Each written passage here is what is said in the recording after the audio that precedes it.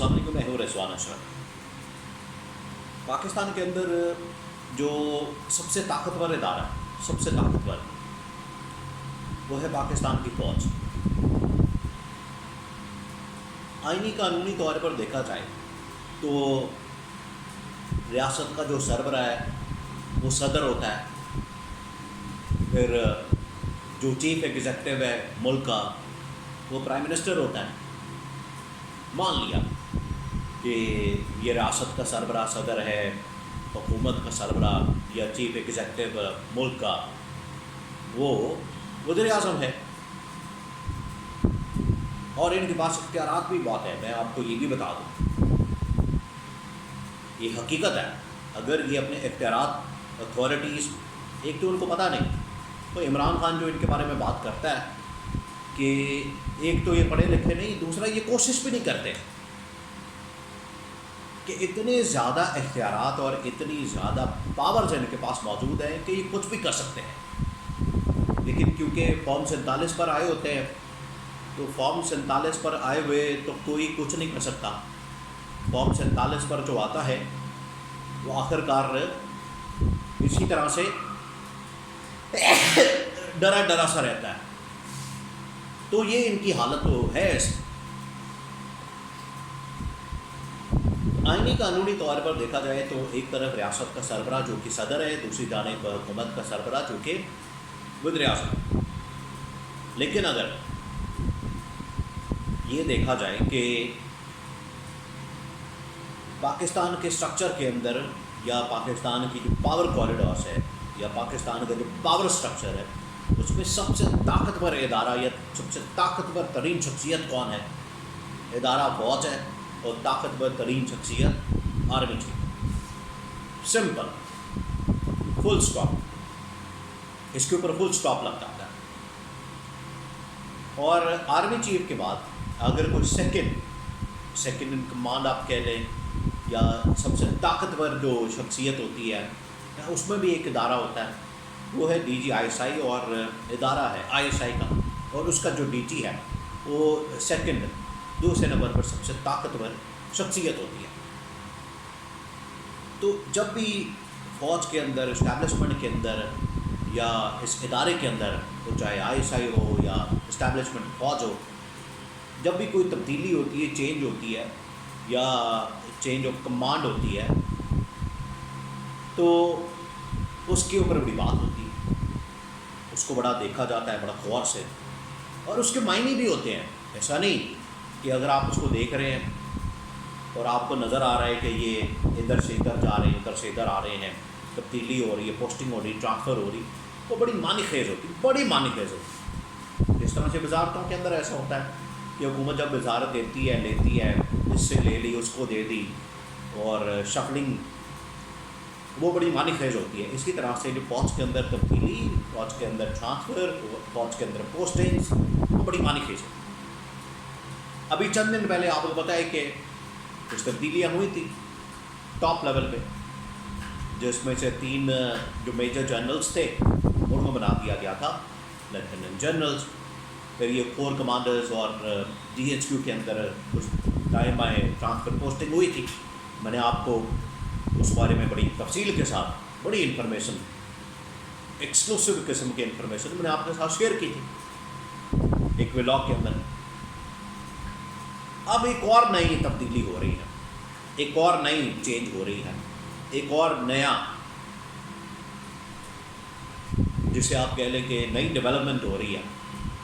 और वो डेवलपमेंट इस वक्त बराह रास्त DGISI से मुताबिक। और जब ये चेंज होता है, DGISI के अंदर तब्दीली होती है, तो फिर आखिरकार जो DGC होता है, जो कि एक बड़ा अहम तरीन पोजीशन है, बड़ी अहम तरीन, क्योंकि पाकिस्तान के अंदर जितनी ये पॉलिटिकल मैनेजमेंट, इलेक्शन की मैनेजमेंट या लोगों को इधर उधर करना, दाएं बाएं करना, देखिए एक है फ़ौज और एक है ISI। और पिछले तकरीबन ये मुशर्रफ के टाइम से, जब से पाकिस्तान के अंदर ये सारी वॉर ऑन टेरर शुरू हुई, दहशतगर्दी वाली जंग शुरू हुई, तो उसके बाद ISI का जो रोल है, ISI की जो अहमियत है, انہوں نے پورا اپنا ایک نیٹ ورک پاکستان کے اندر بنا لیا ہے، پورا نیٹ ورک، وہ ضلع کی سطح تک، ٹاؤن کی سطح تک اور نیچے تک، ہر پورے پاکستان کے اندر ایک نیٹ ورک ہے، اور یہ اسٹرینتھ ہے اس کی آئی ایس آئی کی۔ اور اگر اس کے اوپر جو ڈی جی بیٹھا ہوا ہے وہ کتنا طاقتور ہوگا۔ تو یہ جو اب اس میں اچھا، یہ جو لوکل لیول پر ساری جو مینجمنٹ ہوتی ہے، سب کچھ جو سسٹم آپریٹ کرتا ہے وہ کرتا ہے ڈی جی سی۔ آج کل ڈی جی سی ہے جنرل فیصل نصیر، اور اوپر D G I S I ہے جنرل لطیف منجم۔ پچھلے دنوں بھی ان کے بارے میں خبریں چلی کہ ان کو ہو سکتا ہے کہ اب ان کے پاس ایک ایکسٹینشن ہے کتنے ٹائم کے لیے، ٹل فردر آرڈر۔ ایک ہوتا ہے کہ تاحکم ثانی کہ جب تک دوسرا حکم نہیں آتا اتنی دیر تک یہ بندہ اپنی پوزیشن کے اوپر رہے گا، یہ ہوتا ہے ٹل فردر آرڈر یا تاحکم ثانی۔ تو یہ بندہ، یہ D G I S I کے متعلق تاحکم ثانی، ٹل فردر آرڈر، یہ ایک حکم موجود ہے۔ اب یہ تبدیلی کی بات ہو رہی ہے کہ ان کو چینج کیا جا سکتا ہے، ان کو بدلا جا سکتا ہے، اور ان کو یا تو کسی ملک کے اندر سفارتکار کے طور پر، سفیر کے طور پر بھیجا جا سکتا ہے، سفارتکار تو نہیں، خیر سفیر کے طور پر، اور وہ امریکہ ہو سکتا ہے، یہاں پر چینجنگ ہو سکتی ہے۔ اب اس میں یا تو کچھ یہ 2-3 پچھلے دنوں پوسٹنگ ہوئی یا اس میں پروموشن ہوئی، ان میں سے کوئی آ سکتا ہے، یا پھر آپ کو پتہ ہے کہ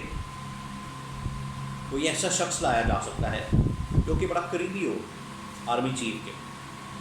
اس کو لا کے، اس کو بٹھا کے، اور اس کے تھرو یہ سارا کام کرایا جائے۔ اور ان کے متعلق یہ کہا جاتا ہے ڈی جی سی اور D G I S I کے متعلق کہ یہ والا جو کام کا الیکشن کا 2008 کا، یہ 8 فروری 2024 کا، یہ الیکشن صحیح طرح سے مینج نہیں ہوا، یہ الیکشن کے معاملات صحیح طرح سے انہوں نے نہیں مینج کیا، سب کچھ نہیں ہوا۔ آپ دیکھیں اس کے بعد یہ جو ہوا ہے، اس کے بعد ضمنی انتخابات جو ہے کیسے مینج ہوئے، کسی کو ذرا بھی محنت نہیں پڑی، ہوا نہیں لگی، کسی کو کچھ پتہ نہیں چل رہا تھا کہ کیا ہو رہا ہے کیا نہیں ہو رہا، اور بالکل ہر چیز بڑی مینج، چینلز بڑے مینج، تمام چیزیں بڑی مینج تھیں۔ تو لیکن 8 فروری والا جو اتنا بڑا ووٹ پڑ گیا عمران خان کو، جس کی وجہ سے ہی سارا مسئلہ پیدا ہو گیا کہ اس کے پاس اتنا تگڑا مینڈیٹ آ گیا، اور عمران خان اب جو بات کرتا ہے مذاکرات کی، ڈیل کی یا کچھ بھی، تو عمران خان ڈیمانڈ ہی پہلے یہ رکھتا ہے کہ مینوں میرا مینڈیٹ دے دو بس۔ اب D G I S I کی تبدیلی، D G I S I کا چینج ہونا، D G I S I کا نیا آنا، یہ 2-3 اہم ترین میسج کنوے کرے گا، بڑے اہم ترین۔ ان میں سے ایک یہ کہ آخرکار پالیسی کے اندر شفٹ آ سکتا ہے، پالیسی چینج ہو سکتی ہے، پھر اس کے بعد آرمی چیف اپنی نئی پالیسی اسٹریٹجی کو دے سکے اور اس کے مطابق وہ کام کرے، اور ملک کے اندر ایک نیا اس حوالے سے فیلڈنگ سیٹ کی جائے۔ فیلڈنگ دیکھیں، ہر کوئی اپنا بندہ آ کے فیلڈنگ لگاتا ہے، اپنی فیلڈنگ سیٹ کرتا ہے، کیونکہ اس نے اپنے طریقے سے کام کرنا ہوتا ہے اور اپنی مرضی کے رزلٹ لینے ہوتے ہیں، وہ پھر اپنی مرضی کے لوگوں کو لا کے بٹھاتا ہے، نارمل اسی طرح سے ہوتا ہے۔ اب یہاں پر لانے کا مقصد یہ ہے ان کو کہ D G I S I کو چینج کر کے اپنی فیلڈنگ سیٹ کرنی ہے، اور ان کی ٹرانسفر ہونی ہے، اور یہاں پر نیا D G I S I آ سکتا ہے، جو کہ ایک میسج ہوگا کس کس کے لیے، اس حکومت کے لیے بھی، عمران خان کے لیے بھی، پی ٹی آئی کے لیے بھی۔ پی ٹی آئی اور عمران خان تو آلریڈی بڑے مسائل کا سامنا کر رہے ہیں پچھلے 2 سال سے، اور انتقامی کارروائی آپ کو بتائے کس قسم کی ہو رہی ہے، ابھی بھی پکڑ دکڑ اور کریک ڈاؤن اور بہت سارے مسائل اس طرح کے ہیں، لیکن اس کے باوجود یہ ڈٹے ہوئے پی ٹی آئی اور عمران خان کے جتنے ورکر سپورٹرز وغیرہ ہیں، کارکن وغیرہ، تو یہ ان کو بھی پیغام ہوگا، حکومت کو بھی پیغام ہوگا، اور پھر اگلے 1.5 سال، کیونکہ آرمی چیف کی بھی تو آخرکار دیکھنی ہے کہ ان کا جنیور اب کتنا رہ گیا ہے، وہ بھی بڑا اہمیت کا حامل ہوتا ہے، بڑا اہم ہوتا ہے، وہ بھی 1.5 سال، تو اگلے 1.5 سال پر یہ ساری پالیسی اور ساری اسٹریٹجی یہ پھر اس کے مطابق بنائی جائے گی، اور یہ اگلے ہو سکتا ہے کہ اگلے 1 مہینے تک یا عید کے فوراً بعد، کیونکہ اب بڑی عید بھی آنے والی ہے، 15-20 دن اس میں ہے ابھی، تو ہو سکتا ہے کہ عید کے بعد، کیونکہ آپ کو پتہ ہے عمران خان نے بھی کال دی ہوئی ہے احتجاج وغیرہ کی اور سڑکوں پر آنے کی، تو یہ سارا پھر ایک نئے طریقے سے مینج کرنا، جو اپوزیشن اتحاد بنا رہی ہے، نہیں بنانے، کیسے بنانے ہیں، یہ سب کچھ مینج کرنے کے لیے ایک ٹیم چاہیے، تو یہ تبدیلی اس حوالے سے بڑی معنی خیز ہے۔